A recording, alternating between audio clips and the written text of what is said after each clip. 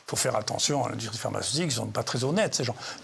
Personne ne va contester. Pfizer a été condamné aux États-Unis 105 fois sans un jour de prison. C'est beaucoup de dollars.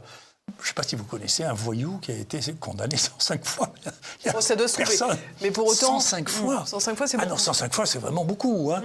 Et donc, quand tu lui dis, non, mais vous ne pouvez pas soupçonner qu'ils ne soient pas honnêtes, et donc c'est normal d'avoir des discussions avec eux qui restent entièrement secrètes, sans laisser de traces, sans qu'on vous dise quelles sont les traces. Mais dites, c'est entièrement factice. On ne peut pas dire que vous mangez là avec le diable et que personne n'y assiste. C'était le diable, Pfizer, pour vous? Ah oui, mais tous ces gens, c'est-à-dire que si vous regardez, écoutez, regardez quelques exemples que personne peut nier. Vous regardez, un des plus gros scandales, ça a été Merck avec le Vioxx. Il y avait des infarctus du myocarde, ils les ont cachés. Ce que je peux vous dire, c'est que dans les études qui sont faites, pourquoi ils veulent des études en double aveugle et randomisées? C'est parce que si vous faites ça, les médecins ne voient plus rien.